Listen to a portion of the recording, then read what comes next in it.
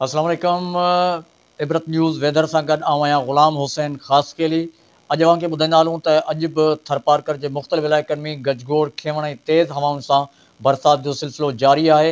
जॾहिं त सिंध जे बाक़ी इलाइक़नि में बि अॼु गजगोड़ ऐं खेवण सां गॾु बरसाति जो सिलसिलो जारी रहंदो। कराची डिवीज़न जे मुख़्तलिफ़ इलाइक़नि में बादल ठहंदा ऐं किन हंधनि ते हल्की ऐं बूंदाबांदी थींदी। जॾहिं त हैदराबाद डिवीज़न जे हैदराबाद ज़िलो, जामशोरो, सिजावल, ठट्टो, बदीन, टंडो मोहम्मद ख़ान, टंडेलार में बरसाति पवंदी। मटियारे जे कुझु हिसनि में बरसाति पवंदी।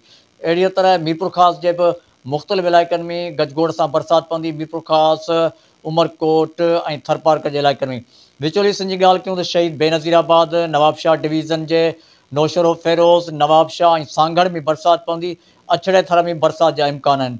सिंध जे सखर डिवीज़न जे मुख़्तलिफ़ इलाइक़नि में ख़ैरपुर, मीरस, घोटकी, कशमोर, कंदकोट जे कुझु हिसनि में किथे किथे हल्की बरसाति जा इम्कान मौजूदु आहिनि। लाड़कान डिवीज़न जे कंबर, शदाद कोट समेत कुझु हिसनि में बरसाति पवंदी। दादू ज़िले जे गूरख हिल स्टेशन ऐं दादूअ जे कुझु हिसनि में बरसाति जा इम्कान मौजूदु आहिनि। ॻाल्हि कयूं सूबे बलोचिस्तान जी, त बलोचिस्तान सूबे जे ॾखण वारे इलाइक़नि में खुज़दार, लसबेलो, केच मकरान जे कुझु हिसनि में बरसाति जा इम्कान मौजूदु आहिनि। पंजाब जे मुख़्तलिफ़ इलाइक़नि में सूबे में बरसाति जारी रहंदी। ख़ैबर पख्तूनख्वा में बरसाति पवंदी।